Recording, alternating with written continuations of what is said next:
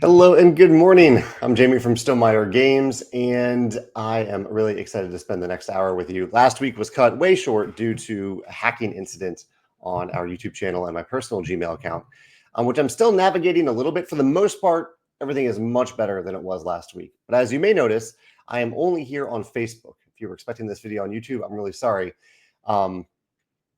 There's still what I think is happening is that there's a grace period, kind of a probationary period, really, after a hacking like this, where YouTube won't acknowledge or allow certain types of editing and certain types of access because it's trying to be cautious about further hacking, basically. So I wasn't able to connect StreamYard to YouTube today. Unfortunately, I'm just on Facebook.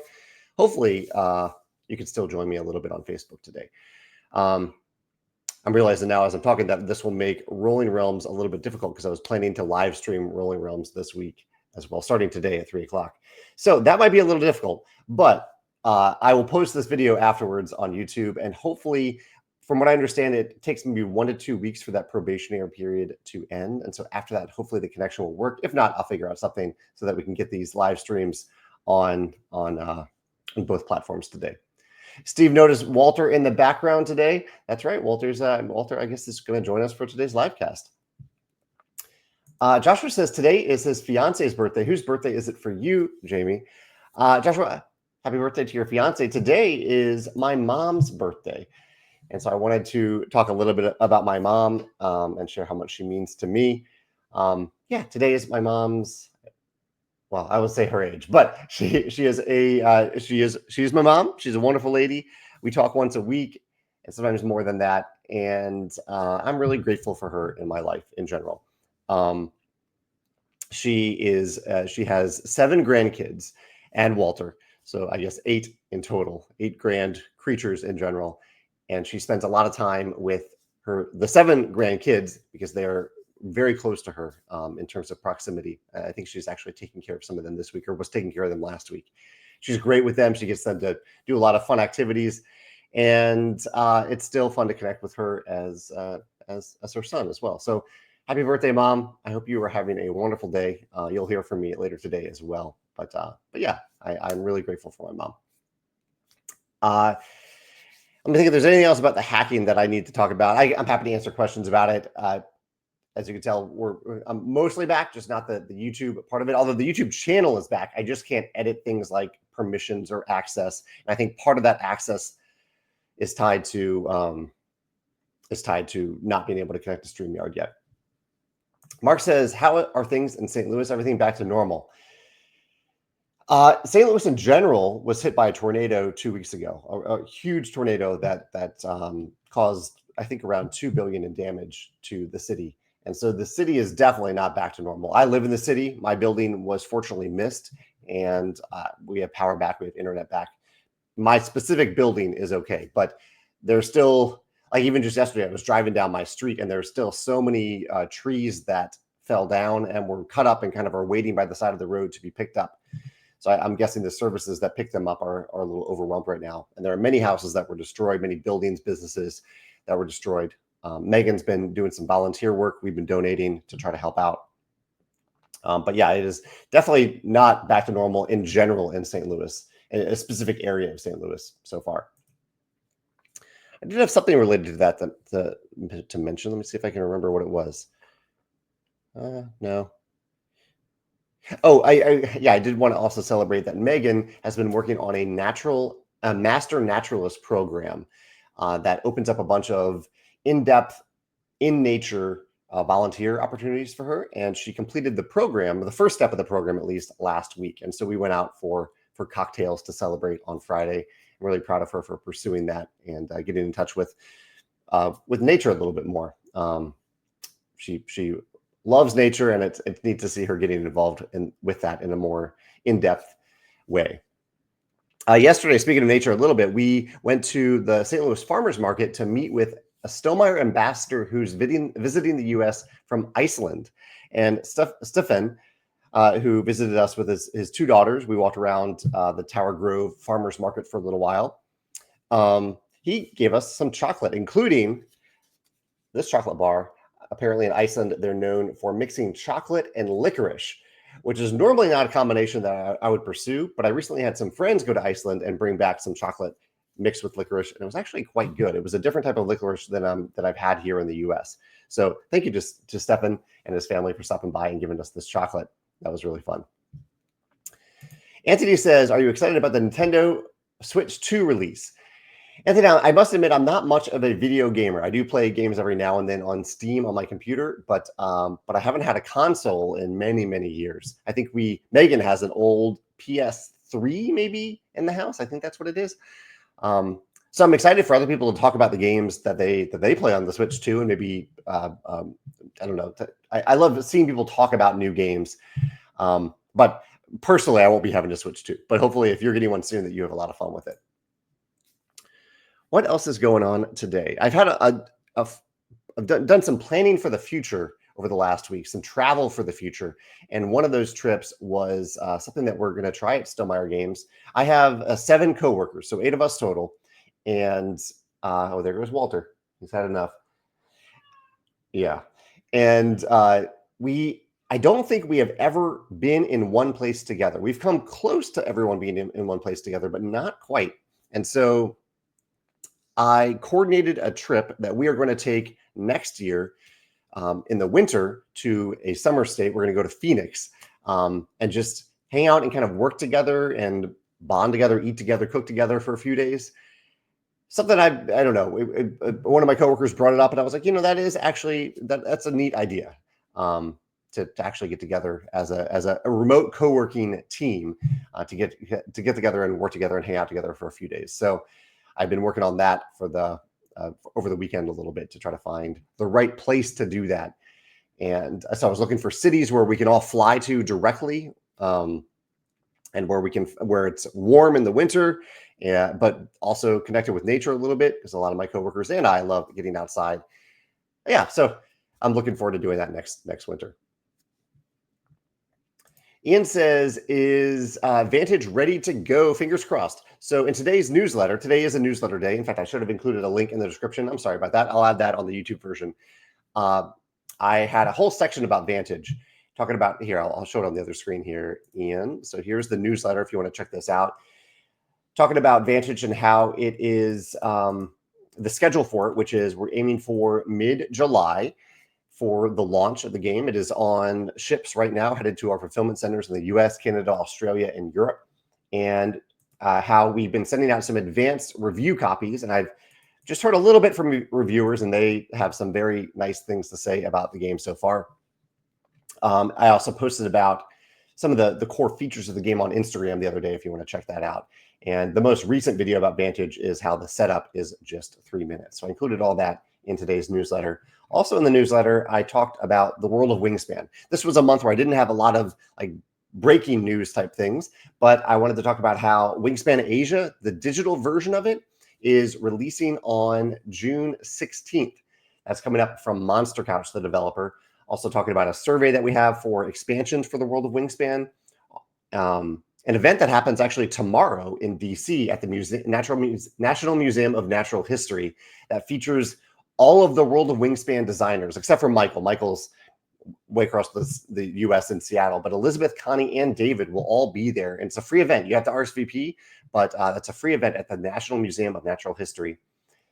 And just a little expansion update, and that we are working on fan design bird packs. Not that we are working on them. There are many fan design sets of cards that have been created over the years, and we are making official versions of some of them. Those are in the graphic design process right now.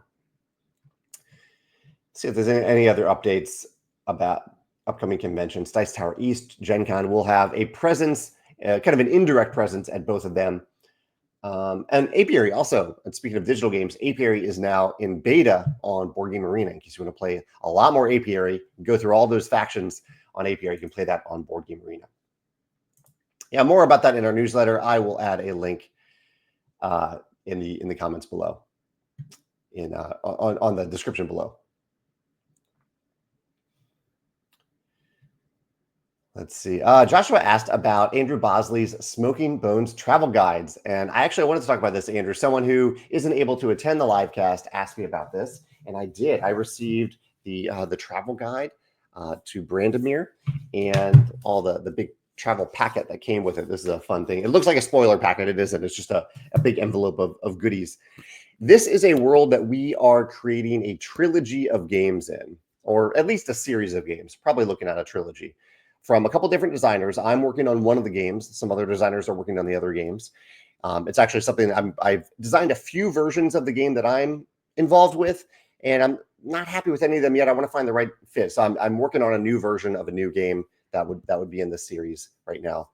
So it's meant to be a series of books and trilogies that interweave into each other. So there will be, the plan is for there to be a book, like a novel, not this book, but a novel followed by a game, and the game will actually progress the story in certain ways. And then there will be a book, and then another game, book, another game, finish with a book.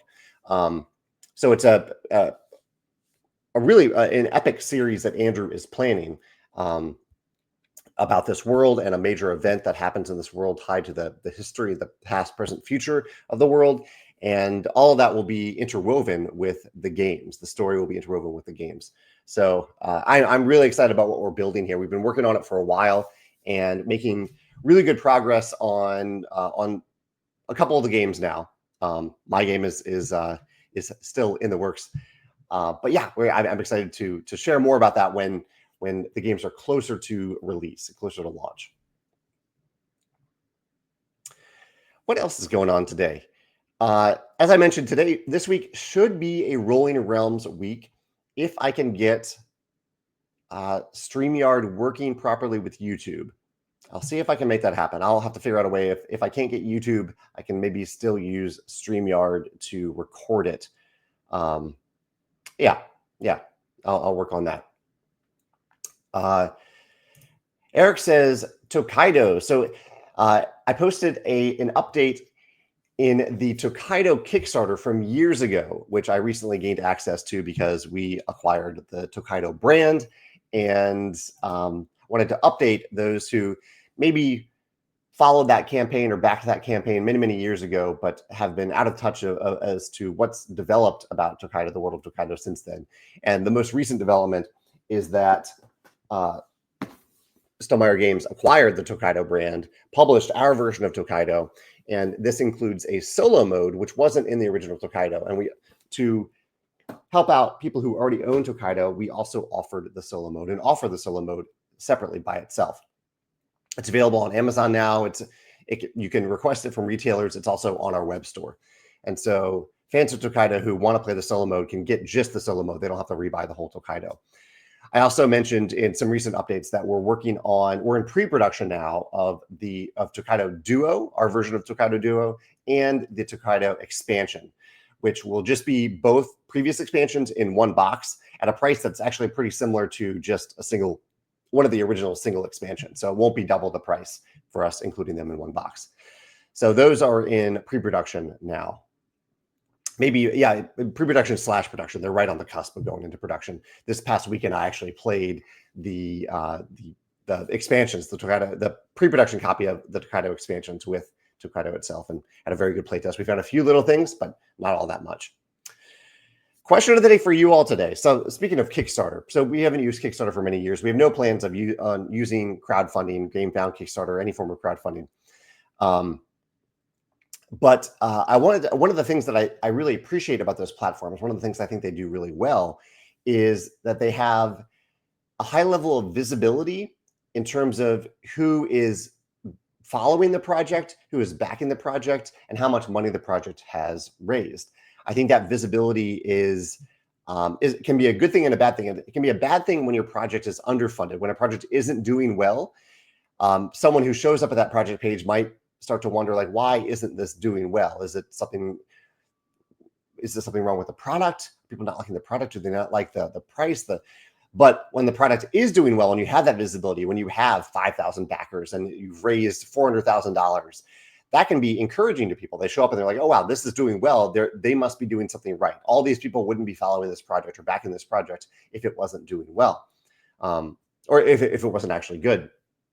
And so I'm as someone who doesn't use Kickstarter as a creator, over the years, I've tried to give that same level of visibility when we launch a product, where when we do a launch product,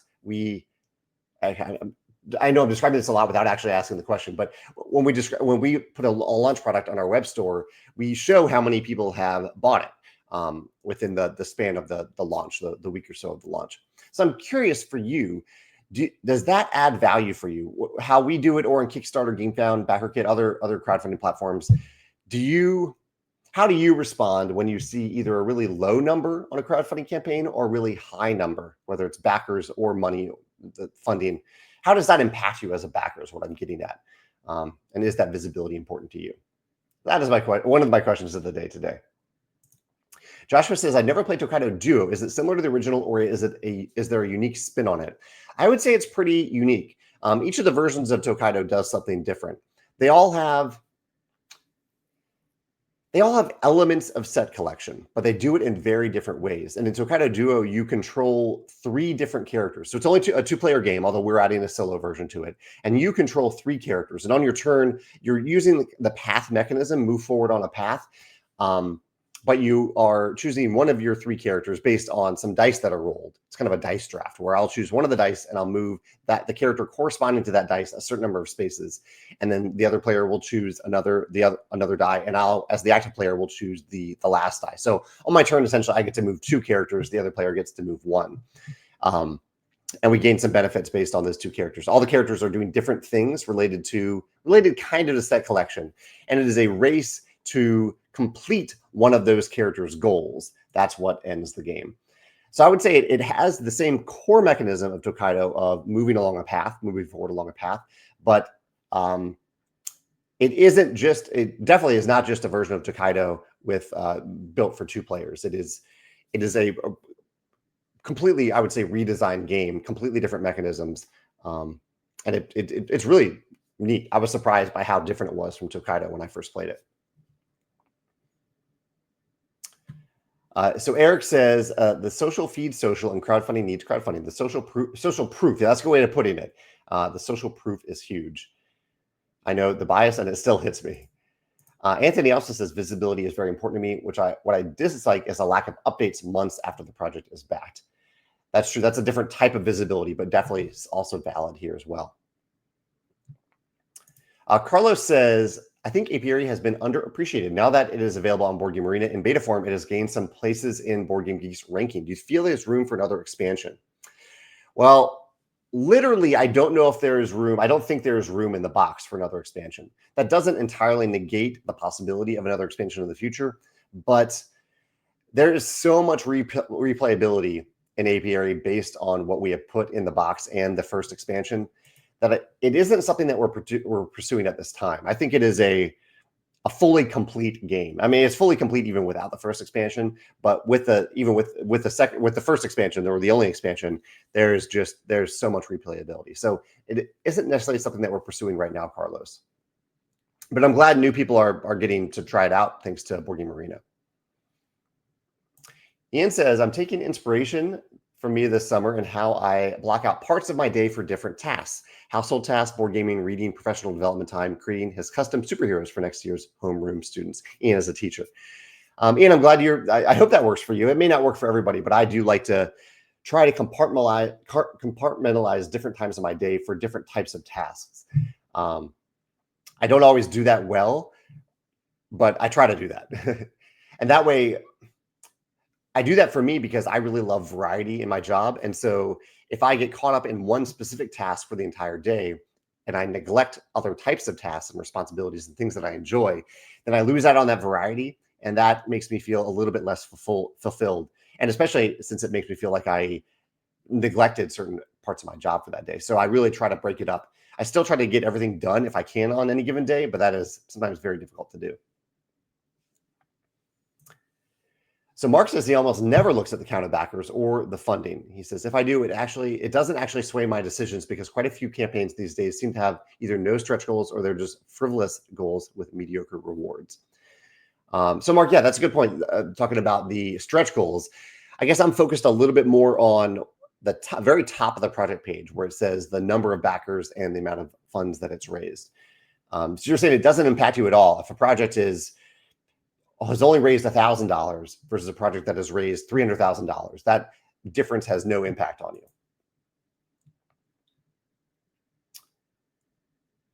Yeah, Eric has a good comparison here about Tokaido Duo related to Tokaido. He compares it from Seven Wonders to Seven Wonders Duel, and it's a particularly good comparison because the designer of all of those games is the same. Antoine Bauza is at least one of the designers for all of those games. Mark says the only thing he looks at for when he looks at crowdfunding campaigns is if they ship to the Philippines. So yeah, location is more important to Mark here. I see. So I'm going to go through the other responses as I think about this blog post. So thank you. Feel free to respond to the comments. I will see your comment at some point. Tommy says, after playing Charterstone twice, I wanted to play it again. I got a copy from a friend who had played it once, so all I need is a recharge pack. I opened the box and found a metal Charterstone coin. I've never seen this. Was this a promo or an add-on? It looks amazing. So Charterstone does come with metal coins in general. There was a metal coin. I'm trying to remember how this might have been a Board Game Geek thing. There's some company that independently of us made a metal coin. And I remember they asked me about it, and I was like, sure, if you want to do that, you can. But there are metal coins in every copy of Charterstone, and they went ahead and did it anyway. But tell me, I can't remember the origins of this coin. I don't think it's something that we made. I'm pretty sure it is something that another company made, maybe Board Game Geek, but I can't remember. If anyone can remember that, let me know in the comments. What else is going on today? So some things that I have been enjoying just for fun recently. We watched over the weekend, the show, The Four Seasons. It's a Netflix show that takes place over 4 seasons. It's 8 episodes, 2 episodes per season. And it's about a group of friends going on vacations in different seasons. So they go on a vacation in the spring together. They go to vacation in the fall and so on. So spring, summer, fall, then winter. And I thought that was neat. I found that I really like this genre of shows like The White Lotus, where it's people going on vacation to a beautiful place. There's something really relaxing about watching people go to a beautiful place on a show. Usually scripted, but maybe there's a non-scripted, a nonfiction show that does the same thing. But I really enjoyed The Four Seasons. Good character development, good humor, and each episode is only around 30 minutes, so you can break it up into little episodes or little chunks if you want. We also watched the new Mike Birbiglia special, which was very funny. Mike Birbiglia also always good at making me laugh and also touching my heartstrings a little bit in his comedy routines. And we watched the latest Captain America movie called Brave New World, and I thought it was pretty good. I didn't end up seeing that one in the theater because reviews were kind of mixed, but I thought it was a solid movie. I think I enjoyed Thunderbolts this year a little bit more than that, but it was still a solid way to spend an evening. We also are starting to watch the show Got to Get Out, and I have a story about Got to Get Out. Let me see if there's any questions before I tell that story. Let's see. Okay, Carol also watched 4 seasons. Definitely started with what seemed like a traditional tropes, but it completely added twists I didn't expect. Same thing, Carol. Yeah, I had a similar reaction to it. Got to Get Out. So Got to Get Out is a reality competition show. We've only watched 1 episode so far, but it's a bunch of people put into a very big house for 10 days, and they don't have their phones, they don't have their watches, but every second that passes, there's a monetary total that goes up. And if you are able to escape the house, then you get the current total funds, which may sound a little easy. Of course, you can just walk out the door, right? But they are technically locked in this house. You can only leave the house using specific exits that unlock at specific times, and they don't know when those times will be. Some contestants are given clues about how to do it. They can, I believe that it isn't shown in the first episode, but I believe they can win clues about like which window unlocks at a specific monetary amount, which is correlated to time. So far, kind of a neat show. I don't completely understand certain parts of it. Like there's a buzzer that closes the gate that you need to get out of, because you don't need to just get out of the house. You need to get out of the property through a gate. There's a buzzer that closes the gate. So I don't quite understand why someone doesn't just close the buzzer, like pushes the buzzer at all times. Maybe there's a reason for that. But the story I have is that around a year ago, I got a message on Instagram from someone who said to be a producer for a TV show that is about 20 people in a house for 10 days trying to get out of that house. And so when I watched this first episode of Got to Get Out, I realized, and they were asking if I wanted to be on the show or if I would consider being on the show. I'm assuming there would be a tryout or something like that. I said, no, I don't have 10 days to 2 weeks to be completely disconnected and be on a show like that. But I appreciated the invite. But looking back, I'm pretty sure that one of the characters on the show, who is a game designer, that is maybe the role that they were looking to fill, the role of someone who is a game designer. And they must have reached out to a few different people. I actually gave them some other suggestions for other people involved in the game industry that they might consider. I had not heard of this person. But in hindsight, I think that they were asking me to fill that role or considering me for that role on this show, Got to Get Out. So if you watch Got to Get Out and you learn who this game designer is, they hide their identity a little bit at the beginning of the first episode. But let me know how you think I would have done in this role. I don't think I would have done all that well on a show like this. I like to watch shows like this and analyze them, but I don't think I would actually do well on them. But it was neat to think that I was actually considered, maybe considered for the show, if I am remembering this offer from a producer correctly. Susanna says, my coworker Susanna, who I got to see yesterday with our Icelandic ambassador, Stefan, she says, the White Lotus is great and set in incredibly beautiful locations, but I definitely don't find the show relaxing. That's true, Susanna. I find the settings relaxing, but not the show itself. The show itself is very stressful. I would like to try 4 seasons, which also, I guess the one thing I should say about the 4 seasons is the locations are beautiful, but there are a lot of relationship dynamics on the show that are that can be a little stressful. I think it's really well written in that way about the dynamics between these friends and their relationships. But I would also not exactly call it a relaxing show. So maybe even these shows aren't exactly what I'm looking for. Maybe there's another type of show that uses these types of locations that is a little bit more relaxing that I need to find. Joshua says, while on vacation last week, I finally got to play Ark Nova. Jumped in with Marine Worlds and played in less than 3 hours. I'm known for analysis paralysis, so I forced myself to make quick decisions while learning. He says, I have been holding out to learn on the tabletop before playing on Board Game Arena. Are there games you want to make sure you play physically as your first experience? Joshua, that's a great question. I'm curious if anyone else has an answer to that. And my answer is, in general, I am open to playing a game for the first time digitally, specifically on Board Game Arena. However, if there's a game that I already own and I'm excited about an expansion for that game, I want to play the expansion first on the tabletop, for sure. I actually did this with Ark Nova. I did it recently with Forest Shuffle. I've done it with a few other games as well. So that is definitely just a headspace for me where if I already know that I am going to get the expansion for a game that I love, I don't want to play it on Board Game Arena first. I want to play it on the tabletop first. Mark asked if I had started to watch The Devil's Plan Season 2. I have not started to watch it yet, Mark. Megan and I talked about a few different shows, and we decided to go with Got to Get Out as our current reality competition show. I am also watching, in my free time, I'm watching Game Changers on Dropout TV. I continue to absolutely love Dropout TV, specifically Game Changers. I haven't tried the other shows yet, but it's really good. The premise of Game Changers is that it is a game show where the rules, the game is completely different for every episode. And part of the show is the contestants figuring out what the rules of the game are. And it often escalates over the course of the episode where they think they know what's happening, and then there's a little bit more layered on moment by moment. And the latest episode in season 7 is fantastic. And I'm also going back and watching all the older episodes. I think I'm in season 4 right now. Joshua says, what did you think of the Survivor 50 casting announcement? He says, there are a number of cast members that I wish had returned, like Jesse and Carolyn, but I have a soft spot for those like Sari and Coach, and can't wait to see them again. Yeah, it was a really interesting cast.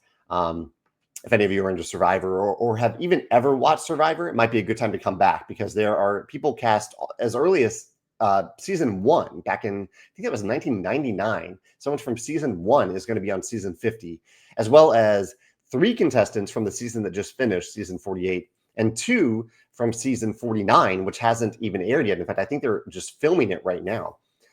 There are certain cast members that weren't all that memorable to me that I did not remember as part of this announcement, but a lot of them were very memorable characters. I like that they casted a pretty wide variety of people. So I think they were just as much looking at specific people as they were looking at the broader group dynamic, which I think is a good way to cast Survivor. That's how they've casted Survivor for quite some time now. Ian has a new reality show recommendation for me called Destination X. The basis is that a bunch of competitors are taken to an unknown place in Europe and have to use clues to figure out where they are. At the end of the episode, players pick where they think they are. The person furthest away is eliminated. They have these goggles that completely black out their view when they're moving around, and they can't see anything from the bus. It certainly sounds unique, Ian. I'll have to check that out. Destination X. I have not heard of that. Very interesting. Yeah, I'm curious how they obscure that information so that they obscure some information, but not all the information they might need to figure out where exactly they are. Yeah, thanks for that recommendation. I'll check that out. We have a few reality competition shows that we're still catching up on. There's another one that I feel like, Ian, that you may have recommended about had like a Hunger Games connection where the family members of the people on the show could send supplies to the people trying to survive on the show. I can't remember the name of it right now. I have it written down somewhere. Anthony says, are you excited to see the board game documentary, The Hobby, this summer? I am. Yeah, it's really neat to see that documentary or who gets to appear on that documentary. I don't know much about it beyond seeing the poster on social media. Eric's talking about cozy shows.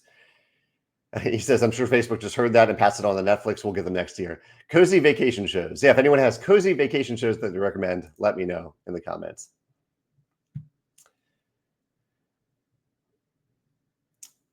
Some other people are answering the question about, do you ever prefer to learn a game on Board Game Arena before playing it on the tabletop, or vice versa? Do you ever prefer to learn a new game or expansion on the tabletop before playing it on a place like Board Game Arena? Chad is asking, I mentioned this earlier in the livecast. He says he can't rewind Facebook Live. Still no access to live YouTube. Currently not, unfortunately. I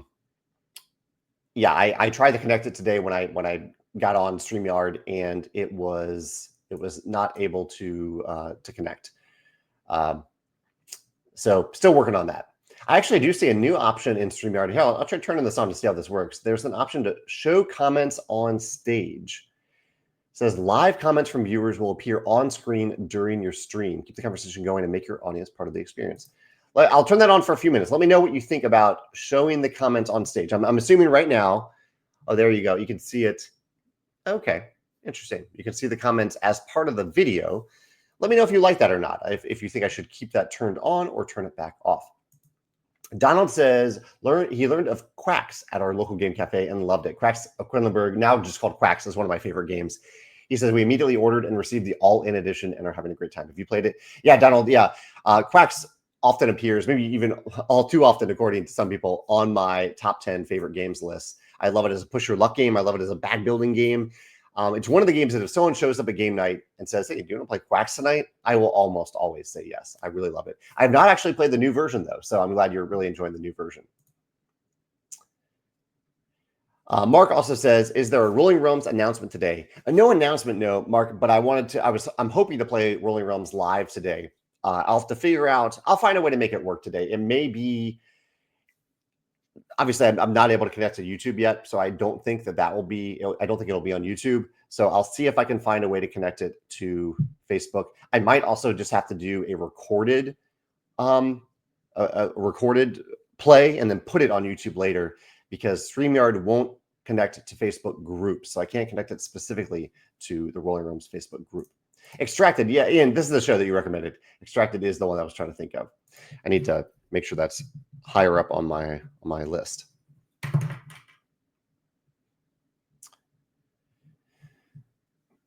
Oh, here's one. Tony mentions Stanley Tucci's new and older show, for that matter, where he tours Italy and eats, called Tucci in Italy. That might be a good fit. I feel like I've seen that on CNN a little bit, but I haven't actually watched the show, but it does look delightful. I'll have to check that one out. Chad says, I'm curious how your experience with using Wingspan fan art artist for new games has gone. Would you still consider this avenue for future games? Absolutely, yeah. So we've worked with one specific artist that worked on the that submitted a card for the Wingspan fan art pack. And then when I was working on a new game, I realized that I needed a specific type of artist for this game. And I looked at the artists who had submitted their art for that pack. So there are around a dozen artists, I would say, who submitted to the fan art pack that that I'm curious to work with in the future when the game is the right fit for their art. Yeah, so I think that will happen at some point in the future, Chad. Susanna says, you can never have too much quacks. I totally agree, Susanna. That's a good point. Joshua says that occasionally I do hide a comment that is too speculative or a spoiler that might make those comments permanently part of the video. But on his phone, he can't read them anyways. Yeah, looks like the comments are really small, really tiny.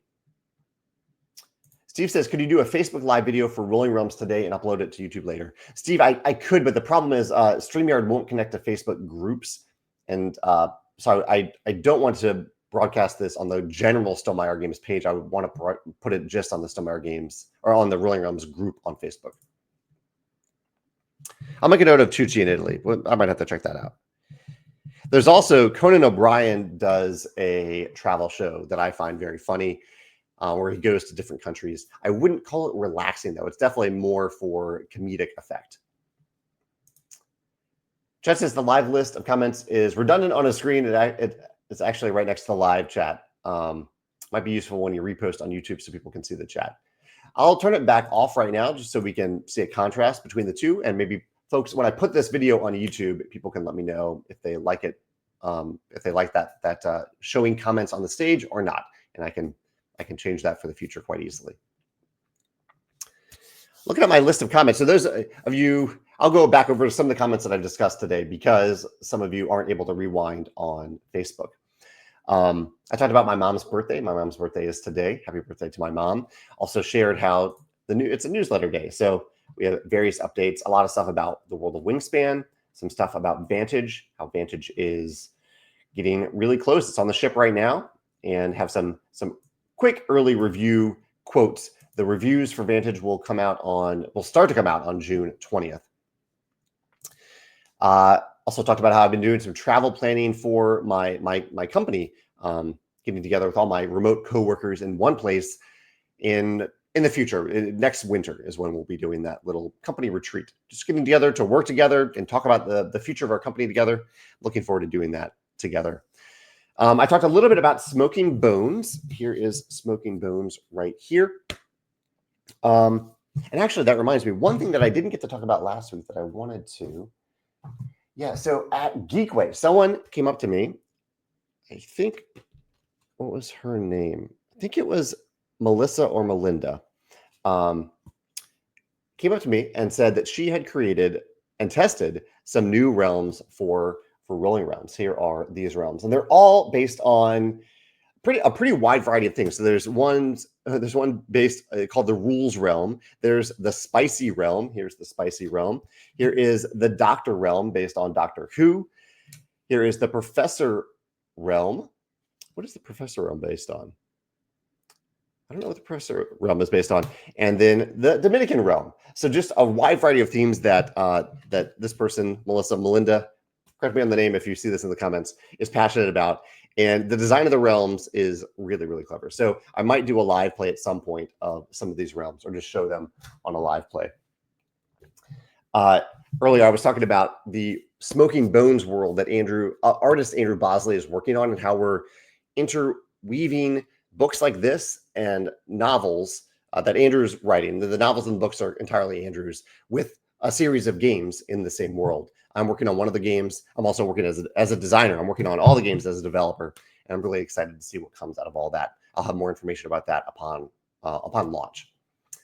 Also talked about how my coworker Susanna, coworker Dave, and I met an ambassador from Iceland at the St. Louis Farmers Market in Tower Grove yesterday, and he gave me some delicious chocolate of the day here. Here's some licorice chocolate from Iceland that I'm looking forward to enjoying later today.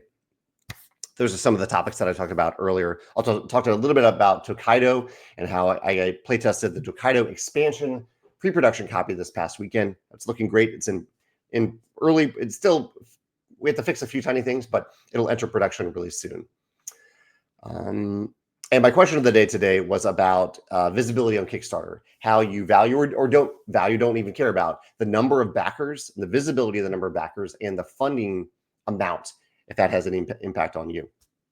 Or even down to the different pledge levels. Like if you see one pledge level that has a lot of backers versus one that has fewer backers, does that impact which level that you choose to back at? That's my question of the day today. Let's see. Anthony says, what's the best under-the-radar game that you've played lately? Best under-the-radar game. One that I really enjoyed. I'll name two that I really, well, maybe three. I have a lot of games because I went to Geekway to the West because I went to a convention and played a lot of games that were up that are somewhat under the radar. Three that came to mind right away were Panda Royale, which is a dice rolling game. You get a bunch of dice, you roll them, you get some points for it. I might have that on the table at game night tonight. A game called Noon Attack, which is a set collection game that combines with a spatial element of building a temple together with players that you're competing against to do better at it and building the shared temple. And Rajas Cards and Karma, completely under the radar. I think I assumed it was an expansion for Rajas of the Ganges, but it isn't. It is a standalone card-driven game using the mechanisms of Rajas of the Ganges. Really great game. Had a delightful time with all of them at Geekway.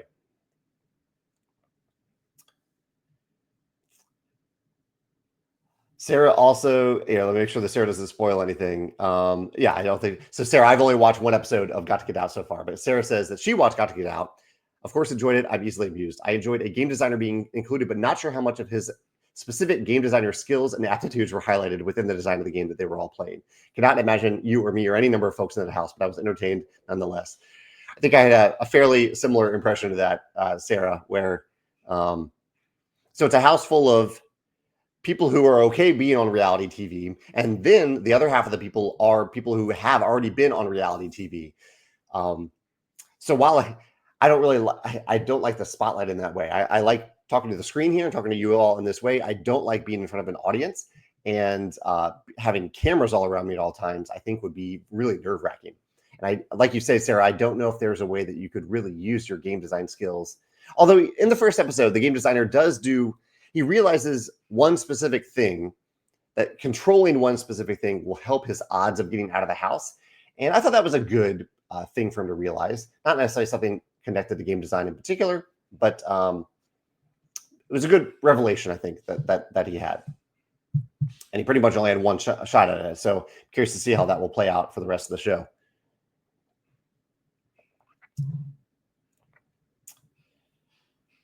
Donald says that he played the Stonemaier Games version of Tokaido, and he found the scoring numbers almost too light. We played the original Tokaido at the Game Cafe and liked those scoring numbers more visible. That's interesting, Donald. I don't think we changed the visibility of the scoring numbers, but we did change the scoring track so that it was so it wrapped around the board. We heard complaints about the original track, which kind of staggered back and forth like this, making it not all that user friendly. But I'll compare the numbers. I don't think we changed the lightness of the numbers, though. But I'll check on that. Mark says, do you have any thoughts about Tabletop Tycoon acquiring some popular CMON titles? I don't know if I don't really have any thoughts in particular about it. I'm guessing it is somewhat akin to our acquisition of Tokaido in that I'm guessing that FunForge needed some financial help, and that's why they put one of their biggest brands up for sale. And I think that's the same thing that's happening with CMON, where they needed some financial help. And so beyond that, that's like the business level stuff. I think the question that can be asked is this serving customers better? Is this going to serve customers of Blood Rage or fans of Blood Rage or people who want to play Blood Rage? Does it serve them well? And I think probably the answer is yes. CMON has done a great job at creating the game, but if they don't have the funds to continue to support the game and continue to reprint the game, then they're not able to serve an ongoing audience for the game. Same thing with Tokaido.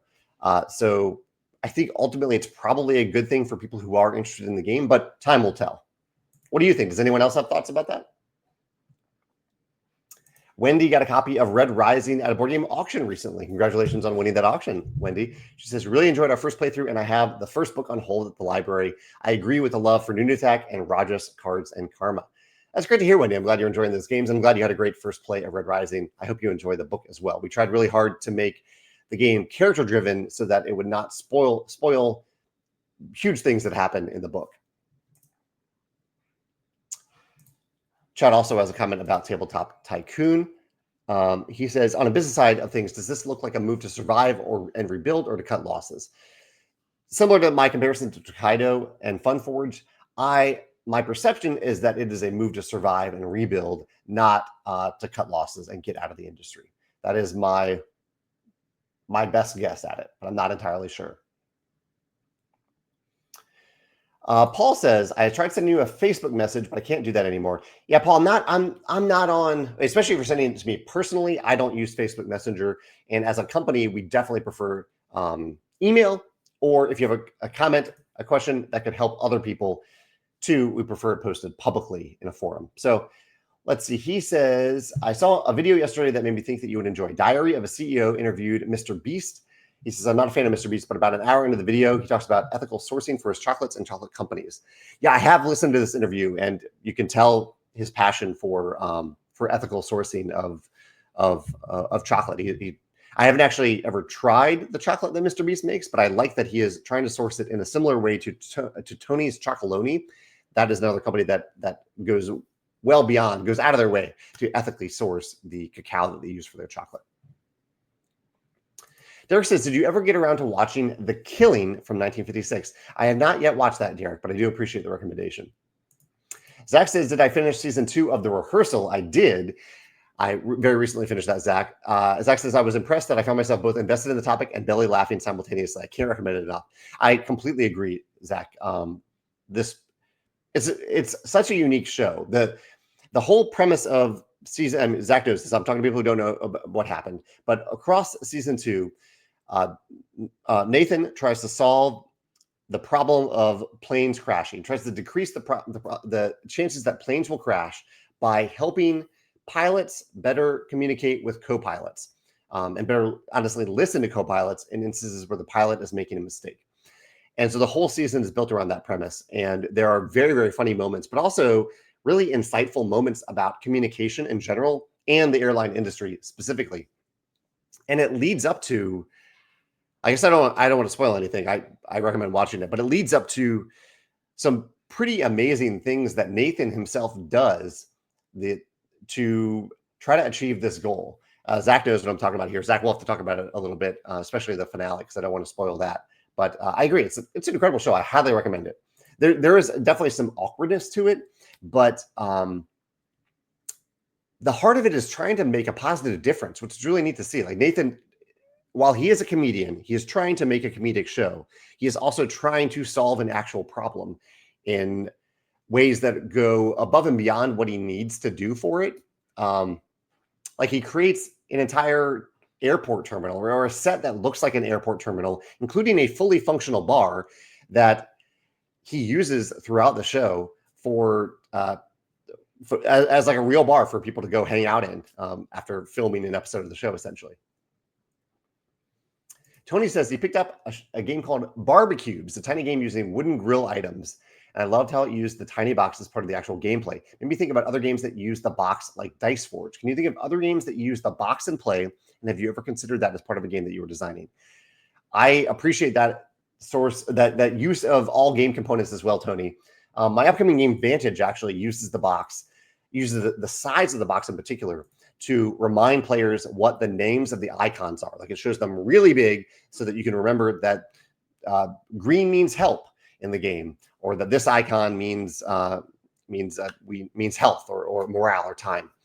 But one game that I played fairly recently that used it was I'm going to forget the name now. Shoot. It is a game that has a dice tower built into the front of the box. What is the name of this? It's the name of a graphic novel. I feel like it has Hollow in the name. I'm blanking on it, but someone who is watching this live maybe can help me out. It has like a tree that is a dice tower built into the box itself. I'll say it out loud if someone can say it in the comments.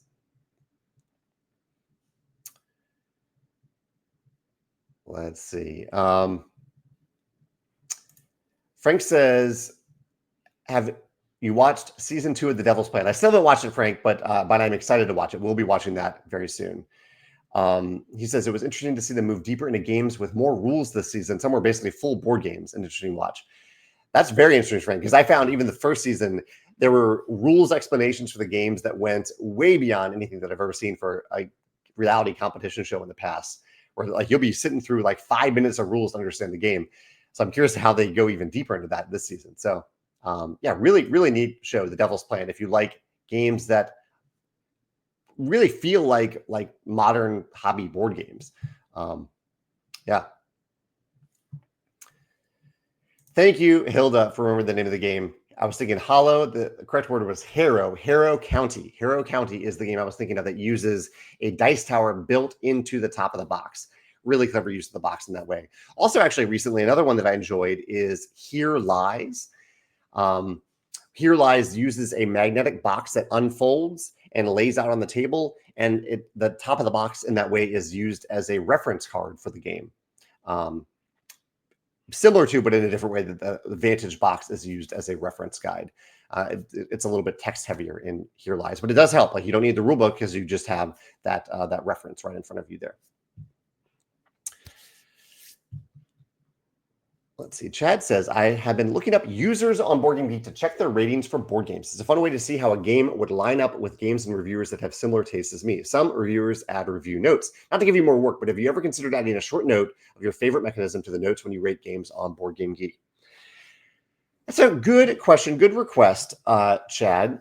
It's something that I would consider doing, and maybe it could do in the future. It would be fairly easy because usually I have my favorite mechanism in mind as I'm making the review, as I review the game, or as I add my stars. So far, the only games that I add notes to, and I haven't even done this for all of them, but about a year ago, I gave a game a very low rating on BoardGameGeek. Not to knock it down in any way, I still filmed a positive video about my favorite mechanism in the game, but it really just was not a game that I enjoyed, and I felt like it was, I don't know, if you ever played a game and you're like, that was a waste of my time. Like I just spent 2 hours playing this game and I wish I hadn't. Because of design elements in the game that I felt like didn't respect me as a player. It was one of those games I just really didn't enjoy it. And so I will put an honest rating on BoardGameGeek when that happens. But I realized afterward that out of context, a very low rating on BoardGameGeek, especially for someone like me who very few games get anything less than a 7 on BoardGameGeek, I need to add some context to that. So I went back and added context to at least that game and maybe some other games that I have a few lower reviews. Again, I don't have many of them, but there was another game that I played recently that I gave a low review to, and I did that. I put the context for why the review was so low. I put that right there on BoardGameGeek. But I like the idea of adding a comment about my favorite mechanism in the future. A nice, succinct way to say, just very briefly, this is my favorite thing about the game. And that does keep even a lower review, keeps it positive. Which I really like. Hilda mentions that Set a Watch also uses the box. It unfolds to reveal the campsite. Oh, that's really clever. It's been a long time I said I played Set a Watch. So thanks for mentioning that one. Ian mentions the show Poker Face that we are going to start watching very soon. We are finishing up the current season, I think season 2 of a show called Elsbeth, which is actually very similar to Poker Face. And so as soon as we finish that, we're going to move on and start watching the new season of Poker Face. Ian also mentions the game Don't Go In There uses the box as a dice tower. All right, well, I have a puzzle. We're talking about puzzle games a little bit here. I have a puzzle to figure out how to get this video over to YouTube. So I'm hoping that Facebook lets me download it and then I can get it onto YouTube.